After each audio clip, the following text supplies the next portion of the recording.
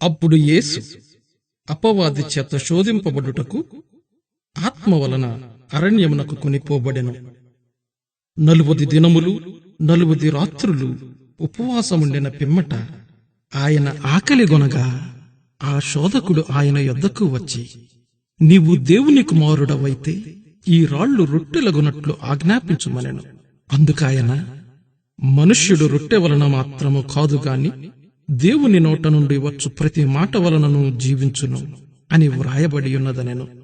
అంతట అపవాది పరిశుద్ధ పట్టణమునకు ఆయనను తీసుకునిపోయి దేవాలయ శిఖరమున ఆయనను నిలువబెట్టి, నీవు దేవుని కుమారుడవైతే క్రిందికి దుముకుము, ఆయన నిన్ను గూర్చి తన దూతలకు ఆజ్ఞాపించును, నీ పాదమిప్పుడైనను రాతికి తగులకుండా వారు నిన్ను చేతులతో ఎత్తికొందురు అని వ్రాయబడి ఉన్నదని ఆయనతో చెప్పెను.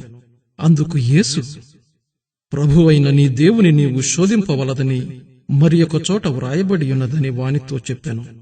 మరలా అపవాది మిగుల ఎత్తైన ఒక కొండ మీదికి ఆయనను తోడుకొనిపోయి ఈ లోకరాజ్యములన్నిటినీ వాటి మహిమను ఆయనకు చూపి, నీవు సాగిలపడి నాకు నమస్కారము చేసిన ఎడల వీటన్నిటినీ నీకిచ్చెదనని ఆయనతో చెప్పగా, యేసు వానితో, సాతానా, పొమ్ము, ప్రభువైన నీ దేవునికి మొరొక్కి ఆయనను మాత్రము సేవింపవలెను అని వ్రాయబడి ఉన్నదనెను.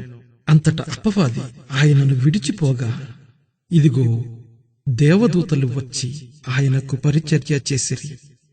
యోహాను చెరపట్టబడెనని యేసు విని గలిలయకు తిరిగి వెళ్లి నజరేతు విడిచి జెబూలూను, నఫ్తాలి అను దేశముల ప్రాంతములలో సముద్ర తీరమందలి కపెర్నహూమునకు వచ్చి కాపురముండెను. జెబూలూను దేశమును, నఫ్తాలి దేశమును, యొర్దానుకు ఆవలనున్న సముద్ర తీరమున అన్యజనులు నివసించు గలిలయయు చీకటిలో కూర్చుండియున్న ప్రజలను గొప్ప వెలుగు చూచిరి. మరణ ప్రదేశములోనూ మరణ ఛాయలోనూ కూర్చుండియున్న వారికి వెలుగు ఉదయించెను అని ప్రవక్త అయిన యెషయా ద్వారా పలుకబడినది నెరవేరునట్లు ఈలాగు జరిగెను. అప్పటి నుండి యేసు పరలోక రాజ్యము సమీపించియున్నది గనుక మారు మనస్సు పొందుడని చెప్పుచూ ప్రకటింప మొదలుపెట్టెను. యేసు గలిలయ సముద్ర తీరమున నడుచుచుండగా పేతురనబడిన సీమోను, అతని సహోదరుడైన ఆంద్రెయ అను 2 సహోదరులు సముద్రములో వలవేయుట చూచెను. వారు జాలరులు. ఆయన, నా వెంబడి రండి, నేను మిమ్మును మనుష్యులను పట్టు జాలరులనుగా చేతునని వారితో చెప్పెను. వెంటనే వారు తమ వలలు విడిచిపెట్టి ఆయనను వెంబడించిరి.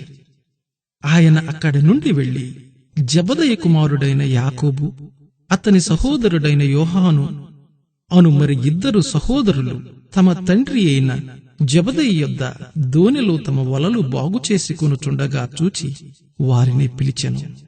వెంటనే వారు తమ దోణెను తమ తండ్రిని విడిచిపెట్టి ఆయనను వెంబడించిరి. యేసు వారి సమాజ మందిరములలో బోధించుచు దేవుని రాజ్యమును గూర్చిన సువార్త ప్రకటించుచు ప్రజలలోని ప్రతి వ్యాధిని, రోగమును స్వస్థపరచుచు గలిలయయందంతటా సంచరించెను. ఆయన కీర్తి సిరియా దేశమంతటా వ్యాపించెను. నానా విధములైన రోగముల చేతను, వేదనల చేతను పీడింపబడిన వ్యాధిగ్రస్తులనందరినీ, దయ్యములు పట్టిన వారిని, చాంద్ర రోగులను, పక్షవాయువు గల వారిని వారు ఆయన యొద్దకు తీసుకుని రాగా ఆయన వారిని స్వస్థపరచెను.